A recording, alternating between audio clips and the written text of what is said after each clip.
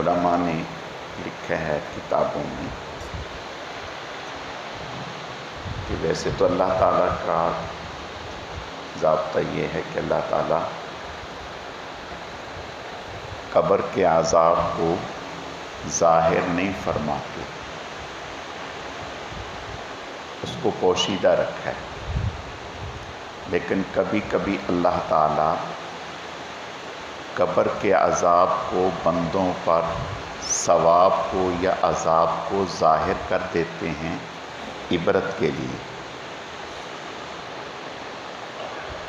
اس لیے علماء نے لکھا کہ جب میت کو قبر میں رکھا جائے تو پھر اس وقت اس کا چہرہ نہیں کھولنا چاہیے اور نہیں دکھانا چاہیے۔ جب میت کو قبر میں لٹا دیا جائے تو اس وقت اس کا چہرہ نہیں کھولنا چاہیے اور نہیں دکھانا چاہیے۔ ہمارے ہاں اکثر و بیشتر جو ہے جب میت کو قبر میں رکھ دیا جاتا ہے تو اس وقت کہتے ہیں آؤ بھی آؤ ایک دفعہ دیکھ لو، نہیں کرنا چاہیے، یہ صحیح نہیں۔ غالباً حضرت مولانا مناظر احسن گیلانی رحمۃ اللہ علیہ، اللہ تعالیٰ کمی پیشی معاف فرمائے، مجھے یہی یاد پڑتا ہے، انہوں نے سیرت پر حضور صلی اللہ علیہ وسلم کی سیرت پر ایک کتاب لکھی تھی، بڑی زبردست کتاب ہے۔ تو بوڑھے ہو گئے تھے اور داڑھی سفید تھی،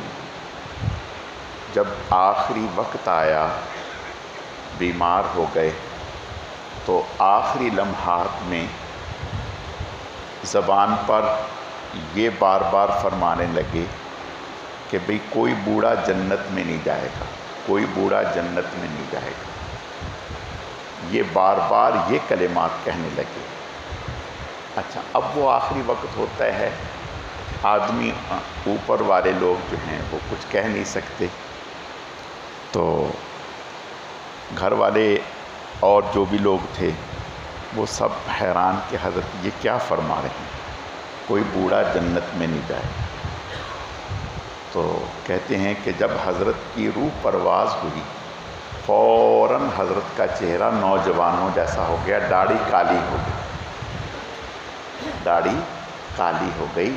اللہ پاک نے دکھا دیا کہ جوان کر کے جنت میں داخل ہو رہے ہیں۔ علامہ جلال الدین سیوطی رحمۃ اللہ علیہ بہت بڑے عالم گزرے ہیں، بہت بڑے، تو انہوں نے ایک کتاب لکھی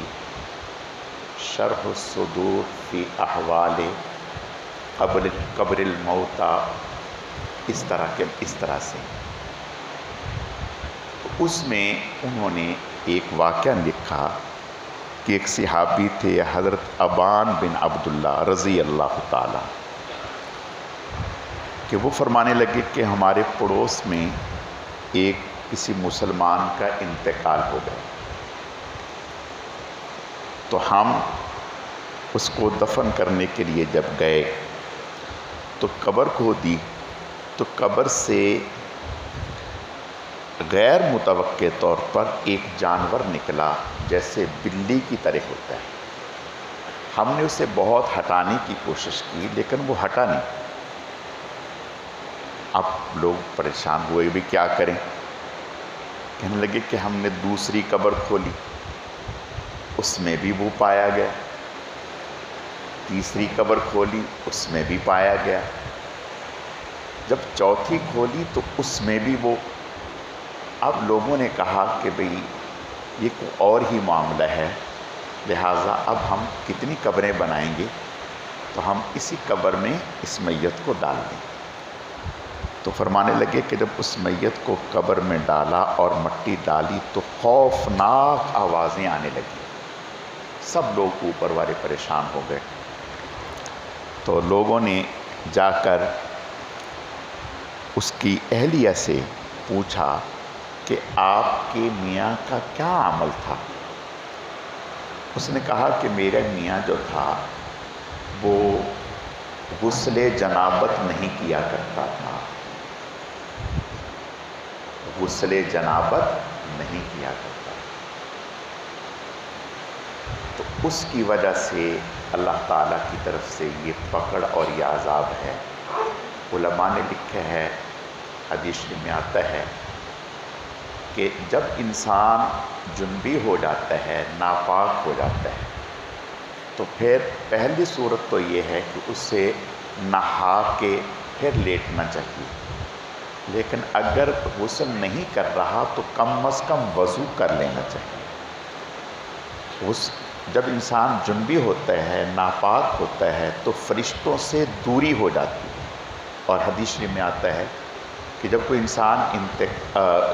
سوتا ہے تو اس کی روح آسمانوں کی طرف جاتی ہے، اور اگر وہ پاک ہوتا ہے تو اس کی روح سجدہ ریز ہو جاتی ہے، اور اگر وہ ناپاک ہوتا ہے تو پھر اس کی روح آسمانوں کی طرف نہیں جانے دی جاتی۔ تو اس لیے فرمایا کہ اگر آپ جنبی ہو گئے تو غسل نہ بھی کر سکے تو کم از کم وضو ضرور کر لیا۔ اللہ تعالیٰ سمجھنے کی، عمل کرنے کی توفیق